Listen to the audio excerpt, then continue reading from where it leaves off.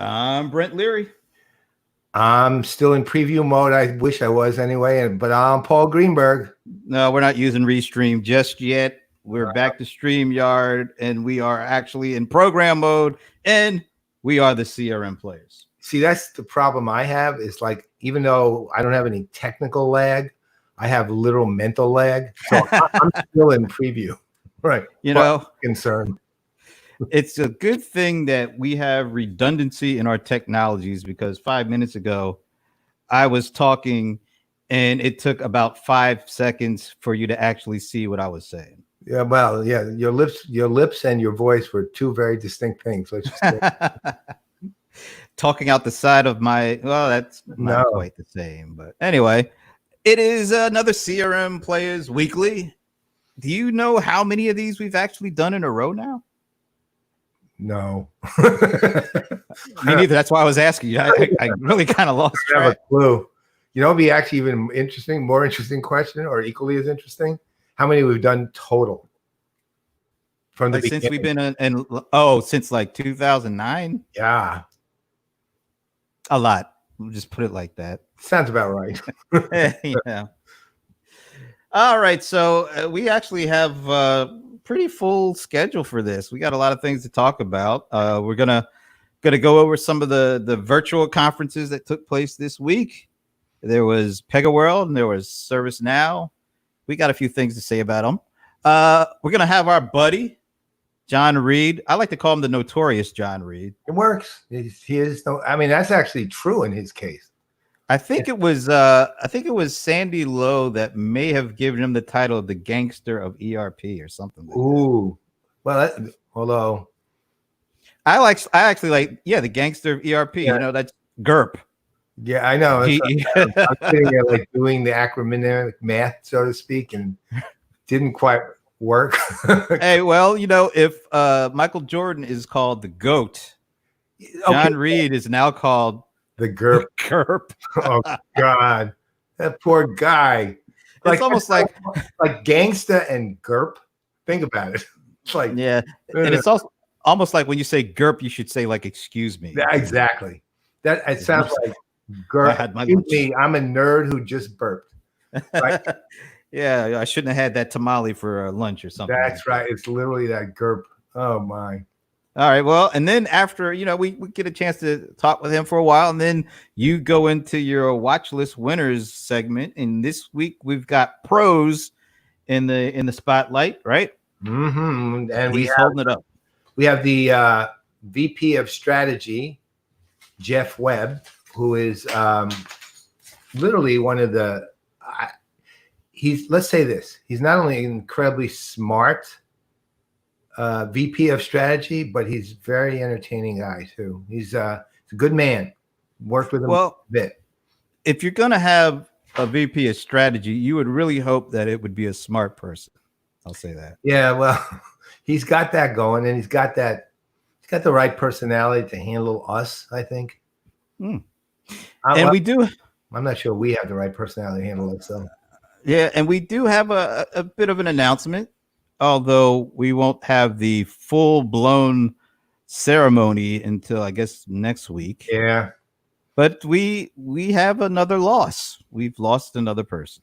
That's right. Well, that's not nowadays. We shouldn't. Yeah, we got to be careful about how we say. Right. We've lost another Playa-in-Residence. Let's put it like that. However, he or she is, we're not saying which one, is still alive. Just so you understand, we don't lost that other way. Moving on to greener pastures, just like our numero uno, Brian Solis. We all remembered Brian, right? We do remember him. He is now the chief innovation chief global innovation. Global innovation. Global chief evangelist.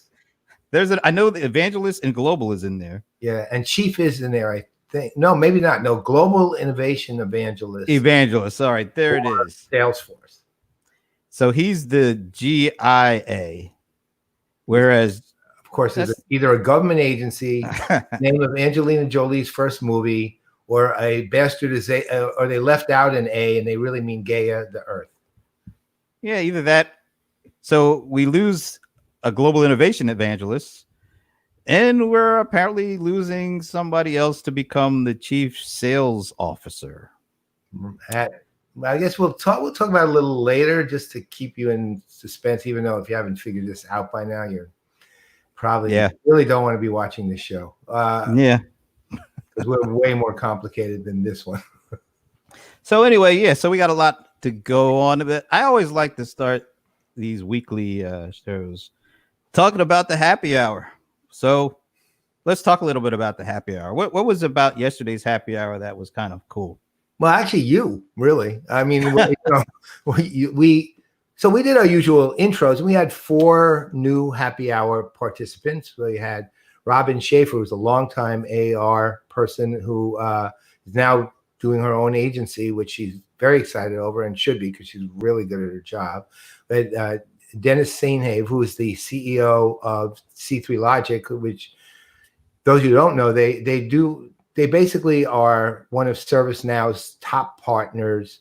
They've also done some work with Sugar CRM in the past, but ServiceNow is kind of where they live, and they're a remarkable company. I've actually done some client work with them recently, and Dennis himself is really, really a wonderful guy. I mean, just truly wonderful guy. Good heart all the way through. Then we had one of our longtime buddies, Mike Fawcett, right, who currently the chief research officer at G2, formerly G2 Crowd, but I go all the way back with him until 1996, but he's a longtime industry influencer and analyst, and a great photographer. And who's the 4th new one? Blocking on the 4th new one. My apologies to whoever it is, but I am totally blocking you as a new person. I will, while we continue to discuss it though, I'll look it up. We kind of had a pseudo new one because Charlie Isaacs joined us for the full time. And remember the last time he was only on for I think he just said, "Hi, I'm Charlie," and then had to go. Yeah, we never even got to his introduction. Yeah, that's right. Yeah. He didn't even say hi. But it was, it's always wonderful to have Charlie because he's truly of course people in the whole industry. It really is. But I thought it was I think we're gonna officially have to rename it the Happy 90 instead of the Happy Hour because it has never ever ended after 60 minutes. Well, no, that's on Sunday nights. Oh God, it's gonna be one of those kind of shows, folks. So you just get ready. So anyway, all right. So and people once again, God, the 4th. How could we forget this one? It's like so. Look who likes the name Happy 90. Who? Wait, I'm literally looking at Eventbrite. You gotta be, of course, man himself. Yes, guest on the show and a member of, even though he's never been on a happy hour, which of course he's always invited to. We actually have he's so big a name and so prominent, so close a friend. He's actually part of the happy hour community. He's the only one who has literally violated all the rules and got in anyway. I thought I saw him commenting on the happy hour. No, it was probably his 7th clone was there in disguise. Right. So Ben Nickerson from the Red Sox came on yesterday too for the. Oh, that's why I forgot. Yeah. Ben is just a lovely guy, formerly the Celtics, went to the Red Sox. We had Jay Lumsden, who's from the Red Sox the week before. So Ben, on the strength of Jay's having such a great time, came on this time and said he would be back in. Oh, Ray, you're already in, whether you want to be or not. Well, this clone 1 is in. Oh, we don't know. God, we have to re-register. I have clone 7 registered. By the way, do a little plug, although they don't really need it, but Disrupt TV with Ray and his co-host Bala Afshar. When is tomorrow? I think it's Fridays at 2 p.m. Eastern, 11 a.m. Pacific. Yeah, that's it. They have better guests than we do. They have so many. Well, right? That's true. I mean, we have more fun, I think, but they have better guests than we do. So the real fun of the happy hour, though, was you, really. I mean, we raised the question on, because it's a legitimate question. And Brent and I have spent a lot of time, mostly Brent, teaching me on how to up the game when it comes to the technology we're using to broadcast. So I put a question to the crowd on technology, what are you using? And then Brent kind of gave a lesson in that. I mean, why don't you talk to people a little bit about that? Because I thought it was great, and so did everybody else, and they were all inspired. Yeah, yeah, I'm good with that. So we could be like CRM Playaz comes to Disrupt TV, like 2-on-2, and have good fun with both shows. And then we bring them on to us. That's right. Yeah. So right. you remember do you remember Law and Order? This is in the 90s for folks who may not remember. There's a television show called Law and Order. It was actually on for 20 years. And there was another show on called Homicide: Life on the Street. Right. It was produced by the same guys. One was set in New York. Law and Order was set in New York. Homicide: Life on the Street was set in Baltimore. But there was like a couple of crossover episodes where one would start out on Law and Order, and they had both characters from both TV shows on the Law and Order, and then it would follow up like from 9 to 10 it was Law and Order, from 10 to 11 it was Homicide: Life on the Street, and it was the same characters from both shows crossed over. So we can do that. So just so that people have a contemporary reference. I know you guys are younger than me. That's contemporary. I remember you and I used to have discussions at like Sapphire and things like that on the Law and Order episodes. Remember, we would sit there and talk about Law and Order episodes. Oh yeah. You could get into like some serious, debates, and sometimes fisticuffs could have broken out if you chose. Let's say I was a Frank Pemberton guy, and I did like Munch. Oh, who did? But yeah, so it was like Pemberton versus Munch, and then there was the ultimate. It was Lenny Briscoe, and I don't even think there was an equivalent on the Homicide: Life on the Street. No. Look, I mean, Law and Order always had the best detectives. I mean, Lenny Briscoe, Jerry, what's his name? Jerry Jerry Ohrmeyer, wasn't it? Orbach. Jerry Orbach, who was also a Broadway star, by the way. And then it had Jesse Martin, who I love. Oh, yeah. And Jesse Martin, by the way, will segue into my contemporary reference. So Jesse Martin, who was also, by the way, a Broadway star, right? I mean, he was a star of Rent. And Jerry Orbach was star of multiple kind of the older ones, the My Fair Lady, not My Fair Lady, but those kind of 50s and 60s ones. So anyway, more contemporary reference for all you crossover fans is the CW crossovers that are going on all the time between the DC comic universe. So that would be Flash, Arrow, Supergirl, Legends of Tomorrow, Batwoman. I think that's it. Flash, Arrow, Supergirl. Those 5. And then every year they have one big crossover. All five shows are on all 5 shows, right? Wow, that's it's just massive. But you know what? They're incredibly complicated, but well done. I love them, actually. I watch them all the time. Well, Arrow's off the air, but he died in the last crossover, right? Oh, well, that's kind of a tough one there. Yeah. But since our buddy's coming up in a little while, but he's already commenting. So The Wire was one of the greatest series I've ever seen. I loved, and I was set in Baltimore too. Yeah. And I think there was some crossover between Homicide: Life on the Street and The Wire. I think actually there are a number of people were on both of those shows. Now that I think about it, so yeah. And then let's see what he said here. Those shows anticipated and warned about the root causes of the. Well, that's true too. Wow. So let's say this. Well, that is an amazingly intelligent social commentary. I'd only say for the most part that's true. I mean there's hints for sure. Whoa, a Facebook message. There's a first. Yeah, that is a first. There's Mr. Thomas Webernight. How do you pronounce his last name? Webernight? Is that it? You know what? At this point, pronounce it any way you want. Thomas W. Thomas TW. There it is. TW.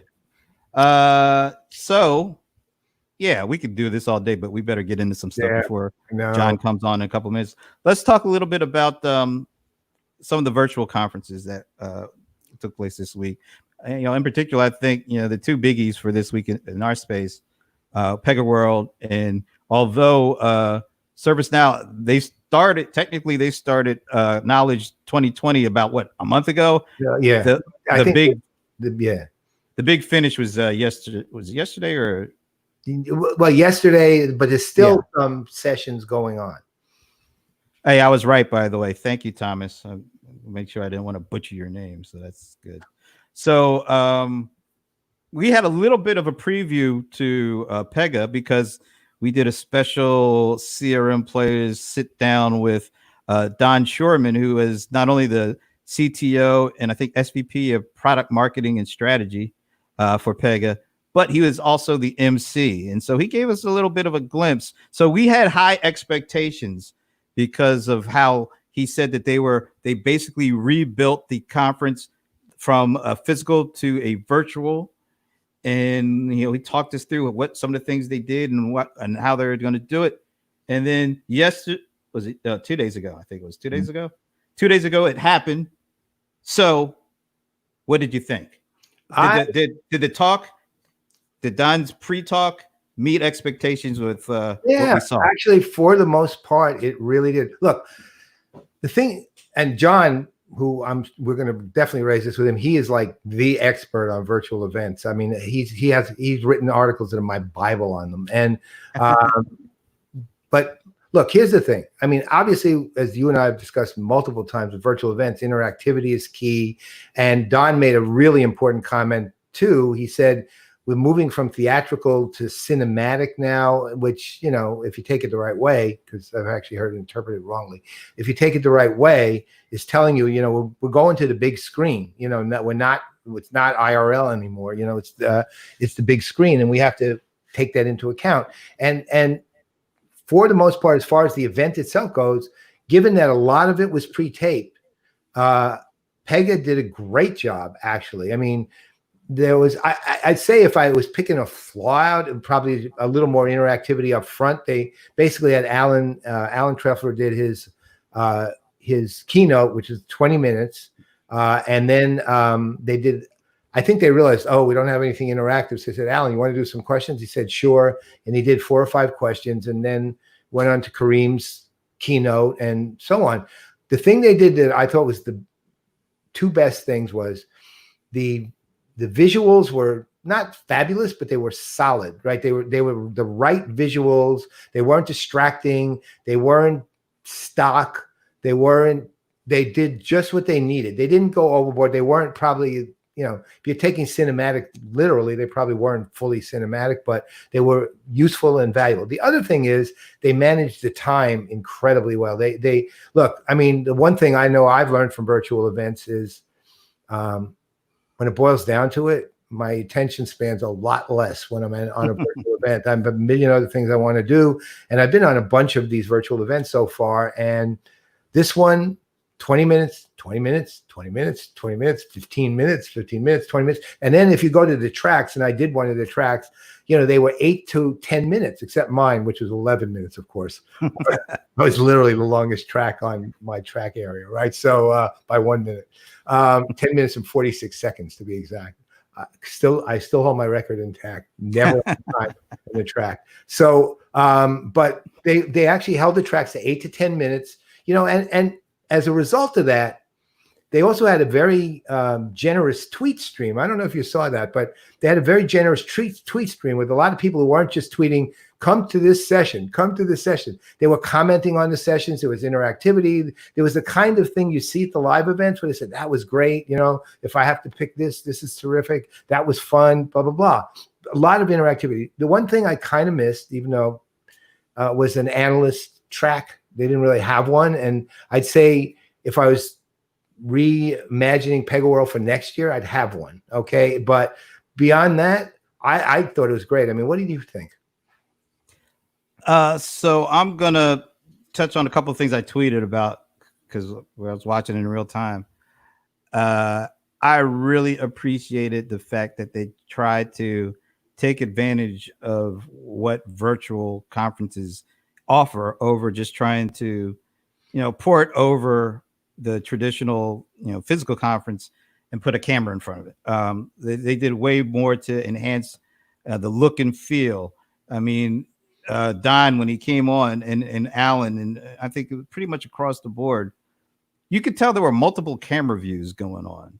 And I thought that was really cool. It didn't just look like some, they just set up a webcam and they were just talking to it in their family room. It looked a little bit more to it than that. I mean, Don had his setup. Remember he had the big screen on the side with PegaWorld. It almost sort of like you're watching a cable TV and they have the board behind with their shot. He had that. He has guitar hanging in the back. I mean, it didn't look like kind of that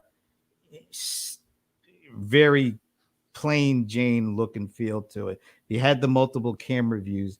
They shortened up these sessions because of exactly what you said.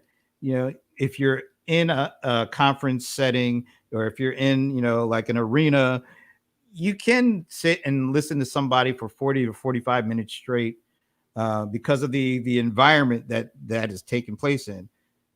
Here I'm sitting in front of, like, I've got 3 or 4 different screens, and if something starts to get boring, it's so easy to transition your attention to something else. So they kept things quick, kind of punchy. There was some interaction. They did some real-time Q&A with Alan. Well, actually, I was coming in to Don, and Don would then ask Alan questions. So I appreciate it. And Don has that comedic approach. Right. So he was able to add some things in that the eating the eggs thing. It was kind of fun. I know, kind of funny. So they took the approach to making it kind of like a show as opposed to a business conference presentation. And I think you have to do things like that when you are trying to compete with people sitting in front of 5 or 6 different screens, and the attention can be transferable so easily and quickly, as opposed to, you pretty much have their attention for the most part when you have them physically located and you're looking down on them and they're looking up at you. But that's not the case when we're all sitting in our shelter in place, work from home environments, and we have, I'm like, 1 laptop, 2 laptops, a couple of iPads. So there's too easy to transfer your attention. I think they knew that. That's why they shrunk it down from like 2.5 days or 3 days to 2.5 hours or something like that. Right. So I thought that was good. The thing that I would add to what they did was, it would be nice to have a little bit more of a television show feel, like as these conversations, these Q&As are going on, have a lower third, have something where, once something that was said, that you really want to hammer it down, hammer the point home, have it in a lower third, so-and-so just said this, have some additional graphics to really enhance the experience a little bit more. So if you're going to give them a grade, what would it be? From A to F, minus and plus counts. They can add it in. So I want to make sure I don't grade it too high, because I think it was great for the first real attempt at virtualizing a conference, but I want to see others start there and move it forward. I'm going to say B plus. Okay. Either B plus, A minus, take your pick. I want to leave some room, because we should see even more done as the year goes on, and people hopefully look at what they did and learn from it. I am literally with you on that same border of B plus, A minus. My reasoning goes toward, in the early keynote parts of it, I thought they could have had considerably more interactivity than, not considerably more, a reasonable amount more interactivity than they did. Other than that, I thought it was excellent and well done. And the one last thing is the visual and the audio were very good. I mean, it was all HD solidly. And Don Sherman, for those of you who are interested, actually did a tweet where he shows a picture. I think it was a tweet where he shows a picture of his lighting setup and everything else that he went on. Yeah. See to the extent that Pega went to make sure everything worked really well. All right, let's bring on the GURP. Hey, GURP. GURP himself. He's looking at us like, who the hell are you guys talking? got Muhammad Ali in the background, his calendar, CRM Playaz. It is John Reed, who's got to take the gum out of his mouth because we caught him completely off. It's John Reed, the gangster of ERP. How are you doing, sir? Pretty good, man. Pretty good. I'm here to crash the CX parade with cynical jabs about operational efficiency and things like that. No, that's all. So then we'll stay away from that. Yeah, that's what we needed. I mean, now he's got the sirens in the background. Yeah. Are you coming straight out of where now? I'll tell you, on the edge, brother. Life on the edge. I was CX police coming to stop you, man. I can see We that. have them. Let's just say we have them. All right, we got to give him his full props. This is the co-founder of Diginomica, and he's one of the leading thought leaders when it comes to all things ERP, or as like we say, ERP. Yeah. So we call you the gangster of ERP. That means GERP. So that makes you the GURP, man. Right. Which kind of takes away from the word gangsta a lot, but yeah, gangster sounds much tougher than GURP. So take your pick, man. GURP or ERP. Oh, that's nice. Well, wait, don't forget the other thing with John is he actually does kind of fall into the CX universe a lot too, and does a hell of a job on that end. And one of the things very germane to what we're talking about is he is my new god when it comes to virtual events. His stuff on virtual events. He's been writing them for a long time, actually. It has not been, let's say it was not COVID enabled, right? We gotta make up. Well, we gotta make up our minds here. We either gonna call him a gangster or a god. I don't think you can be both at the same time. God of ERP works the same. So GURP's fine. I'm gonna stick with gangster, guys. God. I can't doing that, man. I'm not doing that. But all right, I'm agnostic, so calling you God. Hey, did you check out the PegaWorld? Any of it? No, I didn't do that. I was doing some other virtual events this week. Part of my thing is you never know where I'm going to show up. That's part of what makes me different. But I mean, I think like in a large regard, what I want to. Let me just get arrested first, and then we can get into this conversation. This is the gangster's life, man. Gangster's paradise. Right. I mean, in a large part, I think what binds us all together and what I really care about in my editorial is about change and transformation. And like what you're describing with Pega is exactly like what we're talking about here, which is like trying to figure out like what can we actually do with a live event, like as opposed to just treading water until the on the ground events return, right? Because the first live events we saw this spring were just horrendous, right?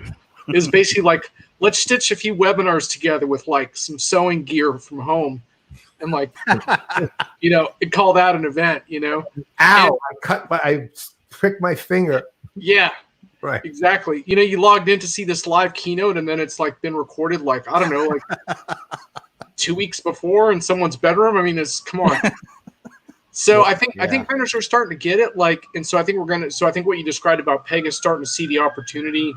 It's more of a TV show, it's more of an opportunity to interact. Like they're starting to get it, but I think I like your B+ kind of push as far as like, in my opinion, we're not in the A territory yet with virtual events, but I did not see the Pega one. So I'm just going with your take there. What about ServiceNOw? Did you see any of that? A little bit. Yeah. I tracked a little bit of Bill's stuff. I mean, one of the things that ServiceNow did well, and I think a lot of vendors have tried to do this, they did a great job with the customer stories. They had a crap ton of customer use cases set out, and a lot of them were pertaining to the COVID environment, which is great because one of the other problems that you run into with some of these customer things that are pre-recorded is you keep waiting for them to mention like COVID and like the fact that the market has changed, and you're like, come on, like that's what we all want to learn right now. And I think it's frustrating when you hear a canned thing where they don't, but I think what ServiceNow did, they had a bunch of customers that were talking about those transitions and, so I really think they did a good job there. And of course, it's always interesting to see Bill McDermott because I don't know. I mean, he feels like he's walking on clouds literally right now. He's like, man, I left that on-premise mess of SAP behind me. I'm like totally psyched, which is really unfair to SAP's cloud plays. But I think you get what I'm saying. Like he was going to have to try to stitch together all those acquisitions. And now he's just rolling. He's talking about how ServiceNow is the company of the future and stuff. He's all jazzed up. So I think that event had a lot of energy, but I only saw a handful of the customer sessions. So I'll defer to you for a grade. I won't give it a grade. Well, I mean, on that, to your point on COVID and customer stories, I completely agree. In fact, the COVID stuff carried into the management and the Q&A sessions and everything. In fact, if you looked at the lead into some of their stuff this morning when I was looking at it after, I was looking at some of the pre-recordings after a while. They actually would say, look, we're releasing a return to work set of COVID apps now. If you want to get more information on that, please go over here. But it was part and parcel of the entire discussion, right? And which was a big strength. I thought, though, I have to say, where I had a problem, even though I had a couple of problems, was on the analyst track that I was on. I had two problems with it, really. One problem was the quality of their video was pretty terrible. And the sound wasn't very good either. But even worse, the way they handled it was, again, now before I get to this part, the content was fine. I mean, they answered the way you expect them to answer, but at the same time, there was nothing wrong with the answers either. And Bill McDermott handled all the questions. He had one from, I know he had one from Ray Wong because Ray told me, but that also goes to my problem. If we had I don't know if you were on it, but I think you were, John. But remember, SAP did just an analyst discussion with Bob Stutz and Esteban, and you had 43 analysts, and you could see all the analysts, and it was a little bit managed, with the questions on the chat side. But this one, you had no idea who the other analysts were. You completely blanked, completely blocked, right? So you basically felt, and then the only place you could even possibly ask a question was in this private chat. You couldn't see the stream of questions at all, right? You saw virtual questions that were answered by a virtual assistant, but you weren't seeing the heavy hitting questions really that, at least I didn't. I was scrolling, looking for these questions, and half the time I didn't see them. But even worse, I had no idea who was asking anything, right? And they never said it. They said, well, we got a question for you, blah, blah, blah. So it takes away from the fact that this is a group of people. It's not me. It's not a one-on-one with me and everybody there watching auto-generated questions, right? This is a group of people, and everything was so thoroughly managed that it took away from the feel of the event. And look, I mean, the one thing you are trying to reproduce at a virtual side to me is some of the excitement of it.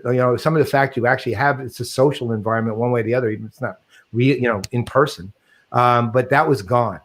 Right. So, and that bothered me a lot, to be perfectly honest. And the colors were bland. The video and audio were poor. So that part didn't work. But to your point, the customer stories, the COVID stuff was on point, and they did a great job with that.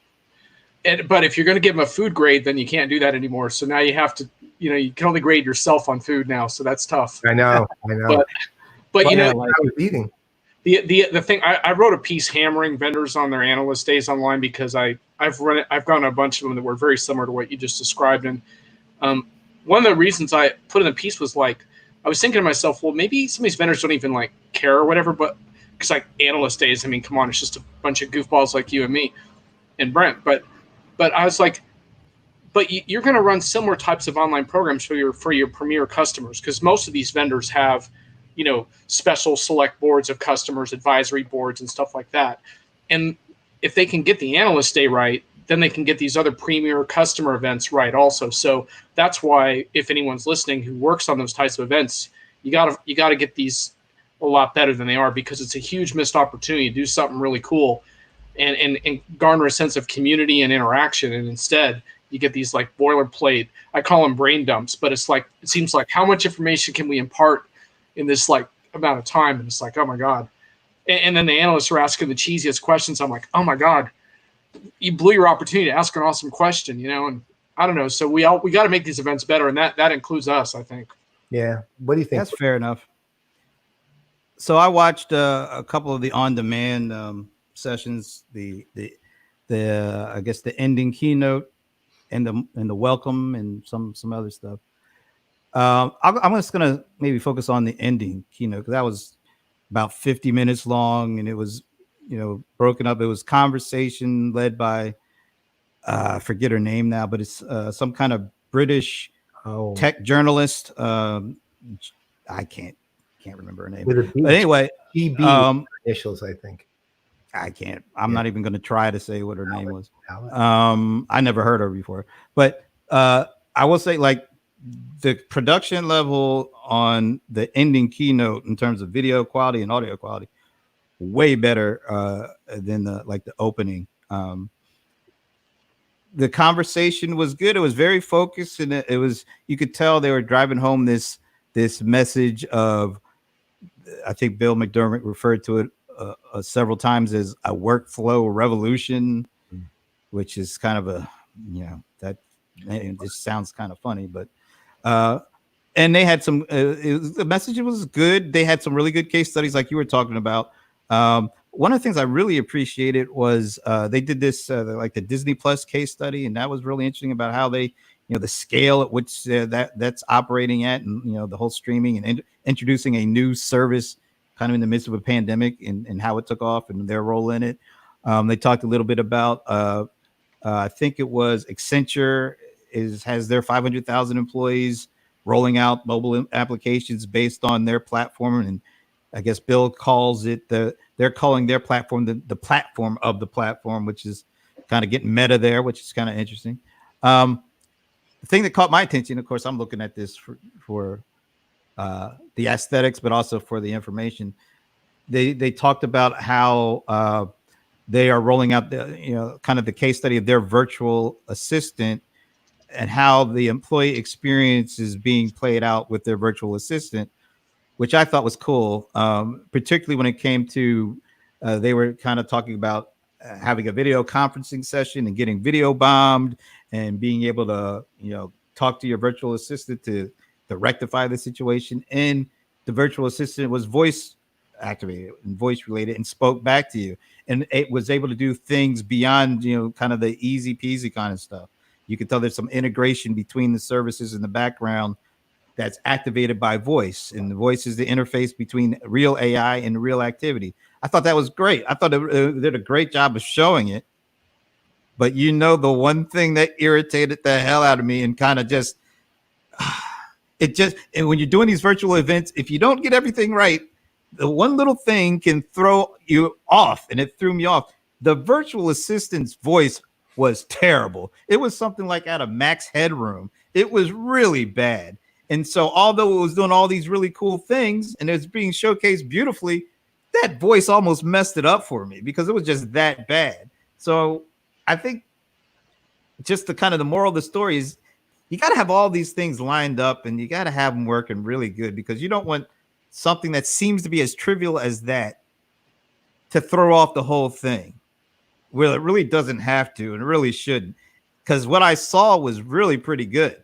And I like seeing voice used from an employee experience perspective and not from a consumer perspective. I think that's where we're going with this, when a digital transformation after post-COVID is being able to make these experiences as consumable for employees as they are for consumers who are talking to their smart assistants and smart speakers and all that.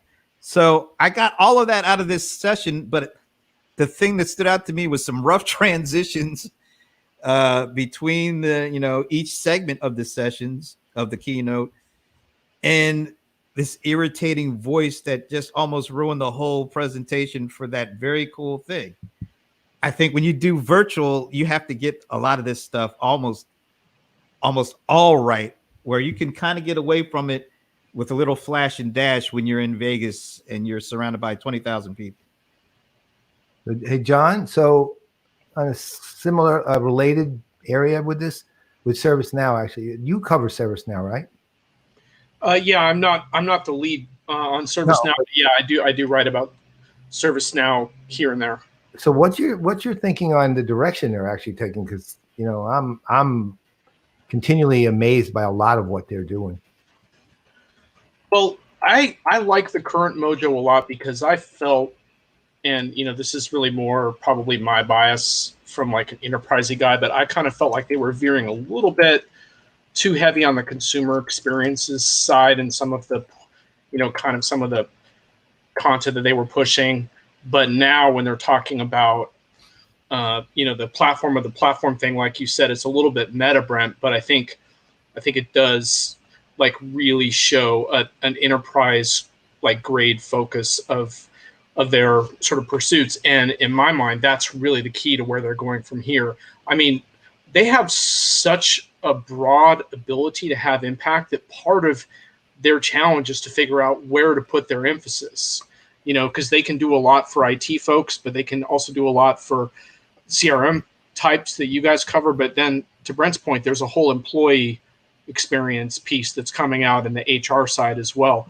So one of their interesting challenges is to figure out how to get across to prospects, like all the things they can do, and like how do you focus that, right? Like there's a lot of markets they could tackle, but in general, like I think they're really well positioned right now. I don't know if I'll probably won't get as hyperbolic as McDermott, but I like where they're headed. Yeah, I agree. Although I actually like the increasing emphasis on, obviously, on the CX side, and the reason just simply the Disney Plus thing for me was it's a landmark customer for them, both from scope. Yep. I mean, I'm an advisor to the company, and they talked to me. I'm not going to go into the details because I think it's still under NDA, but they talked to me about the Disney Plus stuff when it first occurred, and I've been keeping my eyes on it ever since, because to me that customer alone literally transforms the company. And they actually did a customer story with the Disney Plus, I think it was a CIO or something like that, the Disney Plus CIO, and they've really partnered very closely with them. Look, there's no question about their ability, at least from the customer service side, obviously, which is where I focus and Brent more focused, to do their customer service ops side. They're the best. They're literally on the ops side, they're the best. Companies like 3C Logic, partners that are making a living off of that. They're so good at it.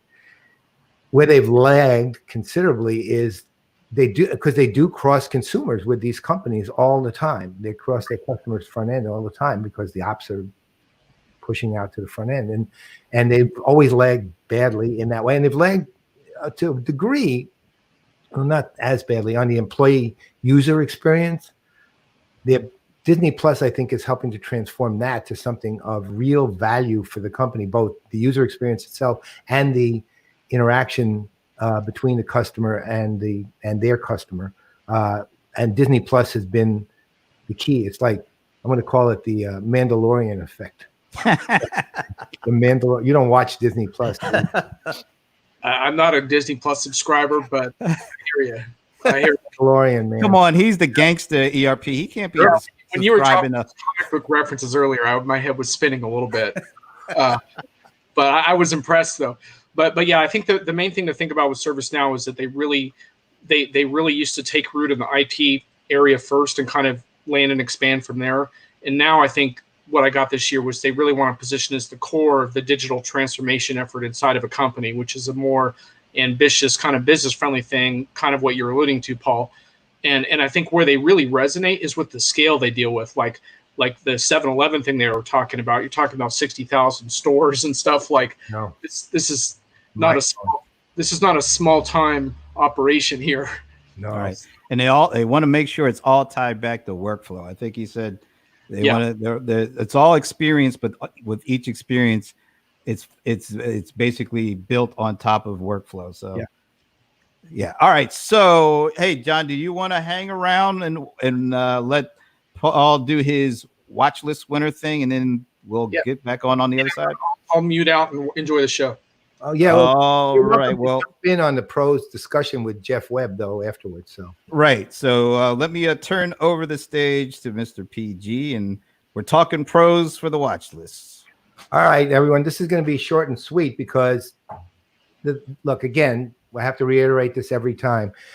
This is why they won the watch list. So I'm not going to savage the company in any way, right? It's why they won. And you know how hard it was to win, okay?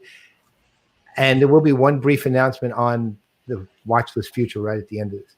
So there's basically ultimately 3 reasons that pros won the watch list, if I have to boil it down. One, the easy one, which is the technology itself, which is, even though you know pros, perhaps if you know pros, Houston-based company, that they historically have been the kings of pricing optimization. You had other competitors like Vendavo and others, but the reality was pros wins that one every time, and they've actually won, I believe, market share of something like 80%. right? When it comes to that. So, and again, one of the ways you win a watch list impact is how much impact you have in a market, not just the market. That's one. But what they really have, and when it boils down to the technology's power, strength, and future applicability, is one of the best, singularly the best AI platform I've ever seen. It's far more flexible, far more capable than even what they use. It's been prescriptive long before other ones were. It's been everything you could expect out of an AI system or an AI platform. They have. Okay. Again, no time to go into detail, but you get the idea. And if they want to adapt to a different market that's completely unrelated to what they do, they could. The other market, and the other thing is their dominance because of their on pricing optimization, and also their strength by the addition of Chameleon several years ago, a CPQ company. They own the travel industry. In fact, in Europe, I think their market share in airlines is 100%, right? So the power of the technology in the market and the power of their offerings in the market is number one, or it's the first, I should say. The second thing is they have a very strong management team who is very, very intelligent and aligns with them and understands you have to change the strategy, change the internal nature of the company, change the programmatic offerings as the market evolves. They don't stick with what was successful. They are continually evolving, continually realigning, continually looking at the market. They have a very strong, they're sort of in an interesting place. They're halfway between mission and vision. We have mission-driven companies like Callis Cloud was, and they could adapt to what the market needed at that time, but they didn't think too far ahead. Then you had the visionary companies who could think really well ahead, still were adapting okay to the market level, but think well ahead and we're always preparing for the future. These guys fall right on that line, which is actually one of the great strengths, right? And they're able to continually evolve. When they bought Chameleon, for example, a few years ago, they bought it as a feature. They didn't buy it as a let's enter the CPQ market. Peripherally, they got into the CPQ market because Chameleon had customers, but they actually bought it as a feature to add to the offering and to differentiate because they began seeing the need for it at that point. But the real strength of the company, and to me, this is the number one thing without any question, is the culture. I've never seen a culture, and that's including every company I know. And the only one even, I think, somewhat competitive with them in a very different way is Zoho. Those two companies, right? A very different approaches, but those two companies, best corporate culture I've ever seen. They treat the employees incredibly well. To give you an example, Pros is a 30-year-old company. A significant number of their employees have 30-year anniversaries, including management team people. Only Zoho beats it in percentage of management teams still there, right? Zoho has 65% of their management team from 23 years ago, still Zoho. But Pros has 30-year veterans still at the company. But it's also the way Andres Reiner is not only one of the most capable, one of the nicest people I think I know. The way he treats employees, even when they're leaving. To give you two examples quickly, and it'll give you a great idea on the company. The first example is two employees I know who had decided to move on to other things. And Andres wanted to keep them, but they didn't want to stay. They just wanted to try other things. Andres' basic attitude was, look, here's the deal. Stay as long as you want so you have a job, so you get your money, so you can work here. And when you're ready to go, then leave. But until then, you don't have to leave. There's no reason to leave in advance. Stay, earn an income. That way you don't have to sweat it and go, right? And then go, right? That was one. The second thing goes to a conversation I had with an executive, Andres' executive assistant, Kim, about 3 years ago. It was one of the best EAs I've ever. She's more than an EA, really. She's really a number two. What's the chief of staff? So I asked her, so what's your 5-year plan? Where do you want to be in 5 years? And here's the way she answered it. She said, I don't know what I want to be doing, but I do know I want to be doing it at Pros. She doesn't even know she was young, right? Doesn't know what her future career is, but she knows where she wants to be in 5 years. That's the power of that culture. And I could give you dozens more examples of how strong that culture is. You build that kind of culture for a company, you're not only being sustainable, but you're keeping the talent, you're aligning with the future, you're working in the present, and at the same time, you're building everything you need to build to make that company to have an impact over years and years and years to come. And that's why Pros won the 2020 watch list. Before we bring on our guests, one last thing. I'm going to be putting out the Watchlist 2021 registration next Monday. Companies have registered for it already, but I'm going to ask you to re-register. I've made some significant changes due to COVID, and that's why I did that, right? Why I'm asking you to re-register. So be prepared. You'll see the announcement on ZDNet here, elsewhere. But next week, Monday, CRM Watchlist opens for registration. We're going to extend it into a little early into next year so that there's a little more time to do the actual questionnaire. All right. So with that, let's bring everybody back, including Jeff Webb. Jeff, thanks for joining us, man. Hey, thank you for having me. It's great to be here. It's nice to get to speak to you all. Okay, so given how technical we are nowadays, good lighting. You have good lighting. It's working. Your sound is clear. I think good lighting in my case generally means dim, but I will take that as a compliment. Thank you. So, okay, Jeff. So listen, let me ask you this first question. Because look, VP of strategy. So one of the things, if you heard what I said, was you align you are very good as a company at aligning with the market as it evolves, right? So what goes into that determination for you? I mean, that's your job, man. So yeah. I mean, it's funny. We try to practice what we preach as a business. And, when we think about the way businesses respond anytime when there's a lot of changes in a market, and they should be doing this all the time, is we really think of three things that you do well, right? I know you and I have talked about this in the past, and those things are to listen to what your customers are telling you directly or indirectly, to kind of personalize how you offer that, take offerings to them and engage with them where and how they want. And we find that it's something you do.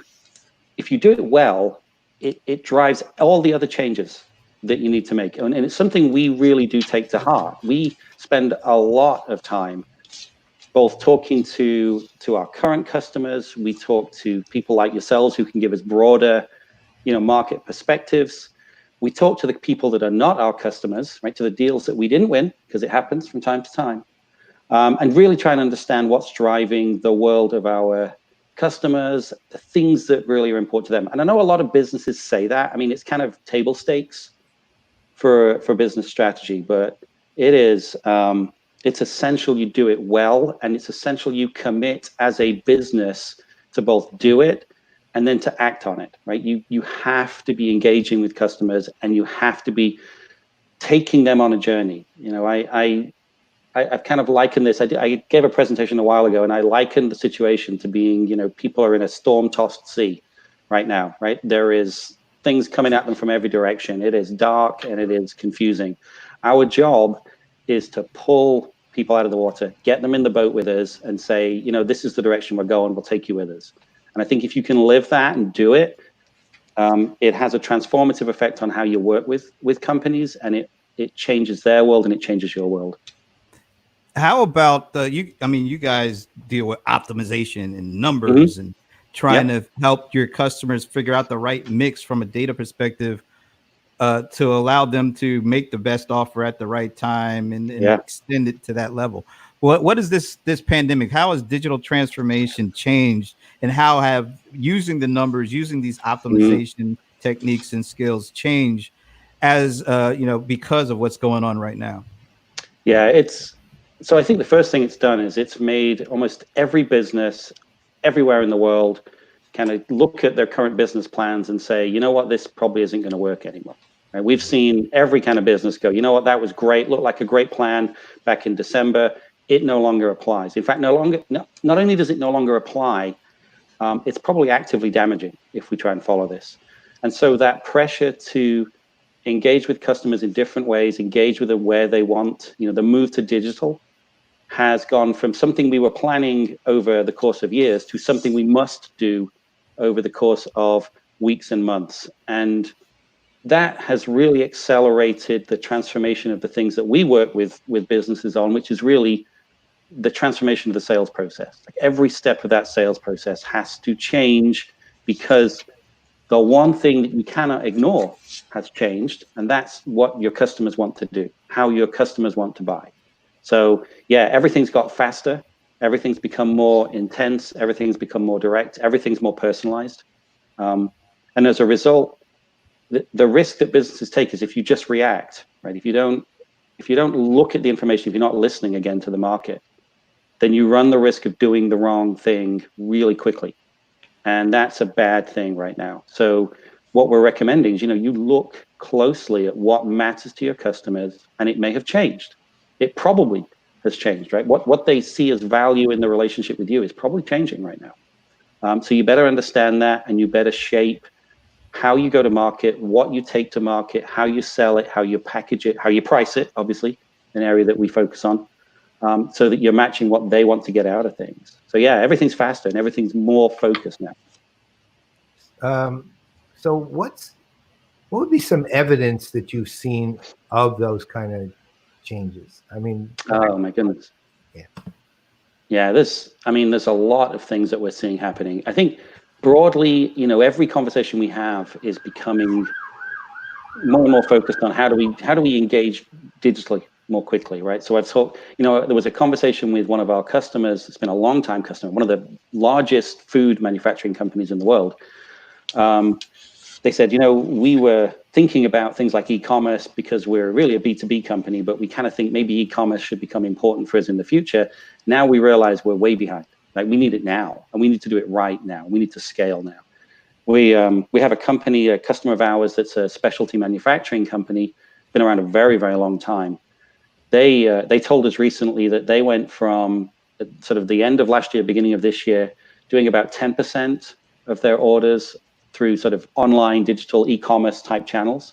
Now it's 80% of their business. Now, can you imagine if they didn't have the infrastructure and the capacity to respond to that, the harm that does their presence in the market?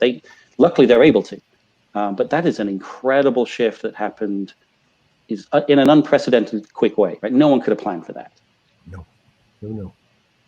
Hey, John, before I move on, do you have anything you'd like to ask Jeff? Well, yeah, Jeff, Paul was singing the praises of your AI, and I'm somewhat of an AI skeptic in the sense that I just think it's a term that's been used and abused so much. Yes, right. And I think it's so difficult for customers because when they're looking at vendors, everyone's got a brilliant AI solution. They'll tell you all about it. So what do you think made Paul sing your praises there, and what that, because I think AI, if you're going to use the term, it's got to go beyond simply automation, right? Because automation, it can be a rules-based scenario. So what do you think made Paul so giddy there? I really want to know. It's always good to see Paul slightly giddy, though. I think that's the most entertaining right there. Yeah, absolutely. He's shaking his head. Talk about the Yankees. That'll do it every time. I think for us, and Paul sees this, right? He works with this. He looks kind of under the hood and understands what we're doing.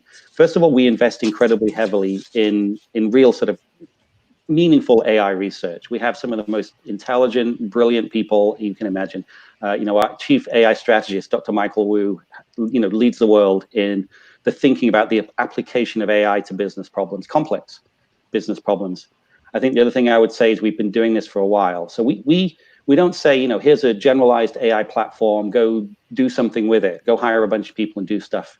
What we've done is we've taken a lot of AI horsepower and we have tied it very closely to solving very specific business problems. Things like, I'm in a deal in real time with a customer, based on everything else that's going on in my business, everything else that's similar to them. What's the right price for this particular offering that I can offer? Can I increase margin by 1% and still win this business? What's the right configuration of this very complex product so that I can get it to this customer and it'll be the right thing for them? And we have done that. We've delivered that capability through the commerce platform that we've built over and over again, and it's proven, right?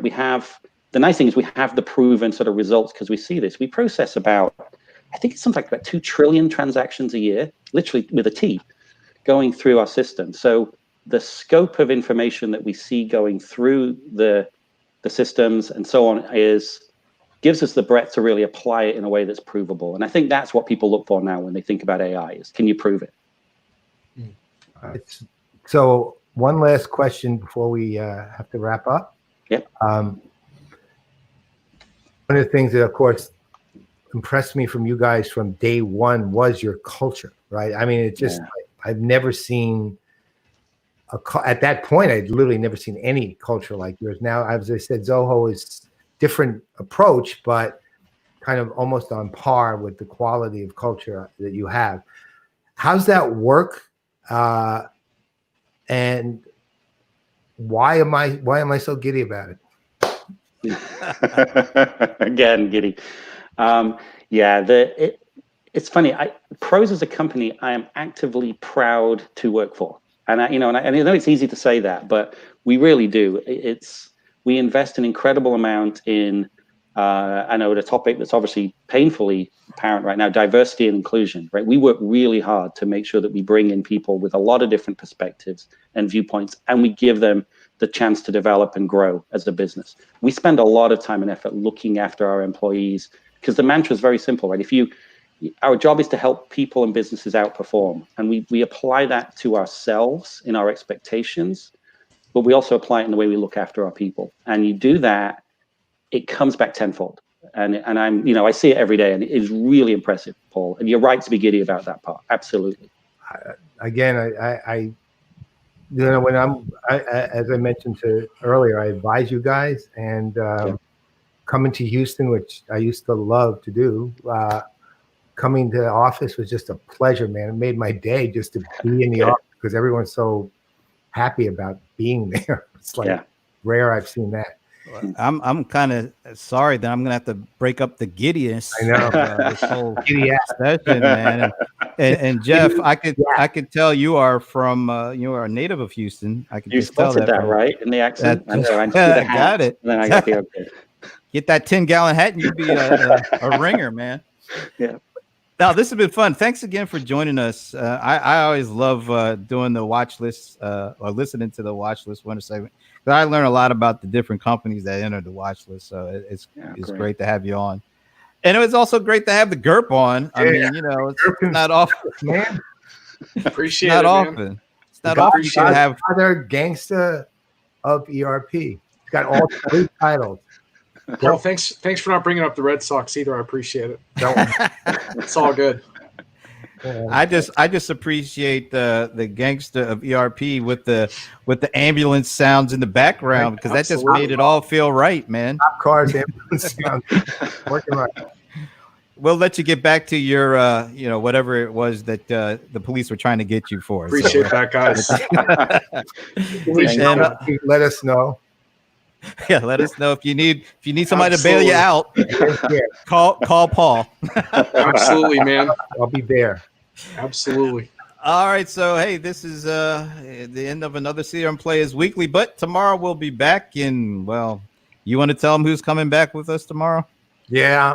We have Jay, aka Jason Lumsden, who of course is I'll call him title like the co-CIO, meaning he helps run IT at the Boston Red Sox. He will be on the show with us. And we'll be. Don't we know anybody else from other sports teams? I mean, I actually have ideas on that. It's just to the credit of the Red Sox, the only time I'll ever credit them for anything is they're really good about letting people do that stuff. No one else is anywhere near as good about that as they just say, go ahead. I just think that they get really good about doing this stuff when they know it's coming on our show, and we can't seem to get rid of the folks from Boston. But hey, I actually like Jason. That's one of the reasons this will be his 3rd or 4th appearance with us, I think. Something like that. The only thing I'm really not looking forward to is Bob Fagel is going to be on. Yeah, listening in. It's not. Well, we just won't bring him in. That's all. There it is. That's a thought. Okay, so thanks again for joining us. And for Jeff and John, I'm Brent Leary. I'm Paul Greenberg. We are the CRM Playaz, and we will see you tomorrow.